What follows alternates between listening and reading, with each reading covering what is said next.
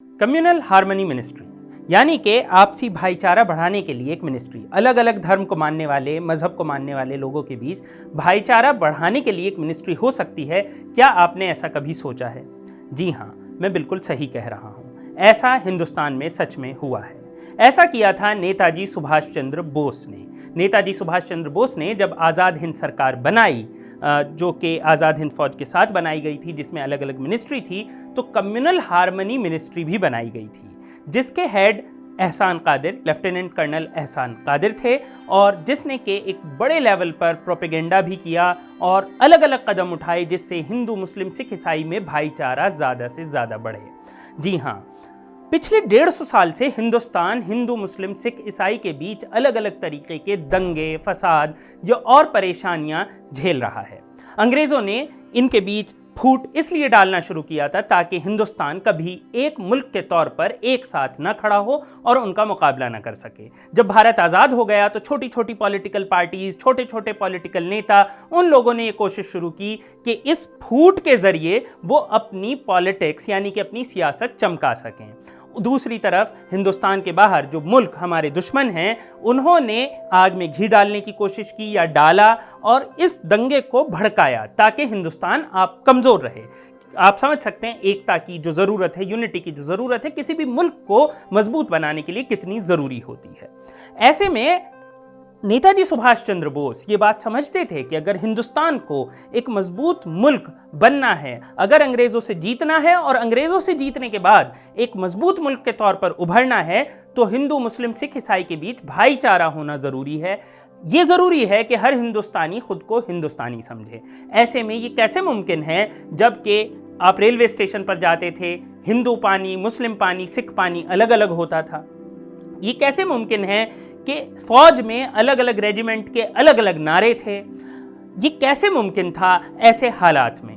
तो जब आज़ाद हिंद फौज बनाने की बात आनी शुरू हुई तो सबसे पहली चीज़ की गई कि एक आम नारा दिया गया, यानी कि ये नहीं है कि राजपूत का अलग नारा होगा और सिख का अलग नारा होगा, मुसलमान का अलग नारा होगा, हर रेजिमेंट का अलग नारा हो। इससे अलग एक सेंट्रल नारा बनाया गया जिसका नाम है जय हिंद। जय हिंद से किसी भी मजहब का, किसी भी धर्म का कोई डायरेक्ट कनेक्शन नहीं है, ये हिंदुस्तान का नाम है, यानी कि हिंदुस्तान की जय। तो जय हिंद एक नारा बनाया गया। उसके अलावा तब तक फौज में भी ये होता था कि हर एक धर्म के लोग, हर एक जात के लोग अलग अलग अपना खाना पकाते थे और खाते थे। तो एक चीज़ और की गई कि सभी मजहब के लोग एक साथ खाना पकाएंगे, एक खाना पकाएंगे, एक साथ खाएंगे।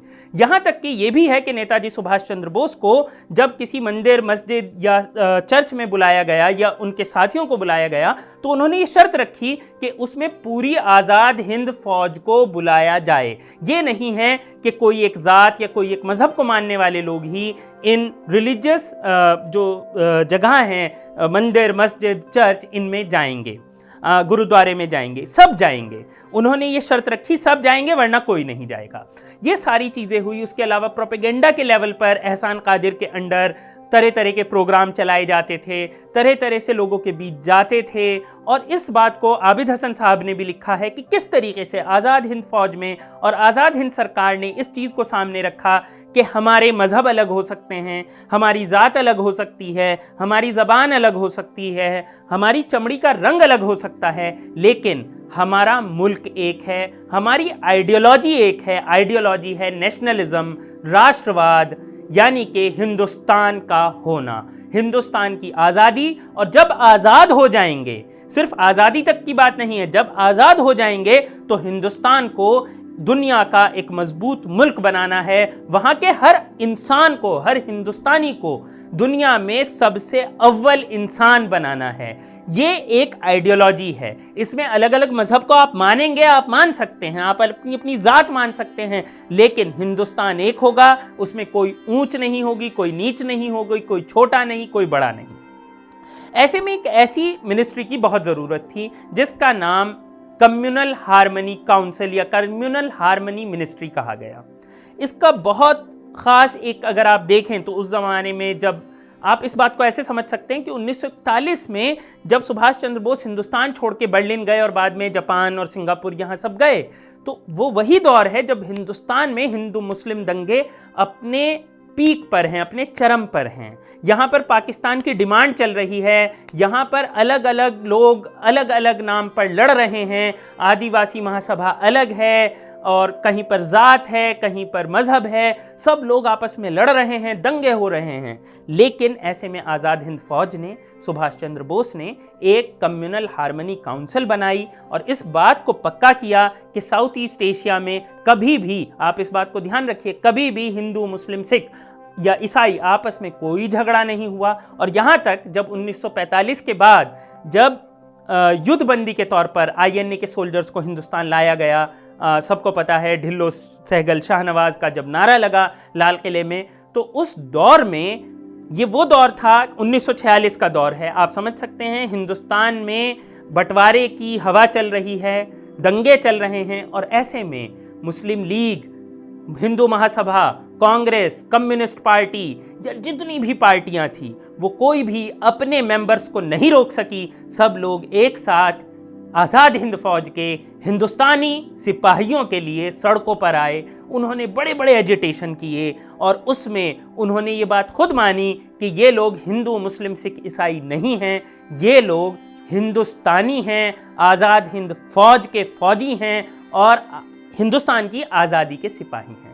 इससे समझ में आता है कि इस काउंसिल का या इस मिनिस्ट्री का जो असर है वो कितना गहरा था, किस हद तक इसने हमारे बीच के इन मतभेदों को, इन डिफरेंसेस को पाट दिया था। लेकिन उसके बाद जब भारत आज़ाद हुआ, ऐसी कोई मिनिस्ट्री नहीं बनी। आज भी हिंदुस्तान में ऐसी कोई मिनिस्ट्री, ऐसा कोई डिपार्टमेंट नहीं है जो लोगों को पास लाने का काम करे। मेरा ख्याल है कि हमें अपने बुजुर्गों से, यानी कि नेताजी सुभाष चंद्र बोस से, जिन्होंने हमें इतना सब कुछ सिखाया है कि एक मुल्क कैसे बनता है, एक राष्ट्र कैसे बनता है, एक नेशन कैसे बनता है, उनसे ये सीख लेनी चाहिए कि आखिर हिंदुस्तान में इन दंगे फसाद का इलाज क्या हो सकता है। और वो इलाज शायद एक ऐसा डिपार्टमेंट है जो कि बिल्कुल ऑनेस्टली काम करे और इस बात का ख्याल रखे कि कैसे हिंदुस्तान के लोगों को, अलग अलग मज़हब के लोगों को हिंदुस्तानी होने के एहसास के साथ पास लाया जाए, उनके बीच भाईचारा कायम किया जाए। और जो सपना नेताजी सुभाष चंद्र बोस ने देखा था कि हिंदुस्तान एक मुल्क होगा जो दुनिया का सबसे अव्वल नंबर का एक मुल्क होगा और वहाँ के हिंदुस्तानी अव्वल नंबर के नागरिक होंगे, वो सपना सच में साकार हो पाए। शुक्रिया।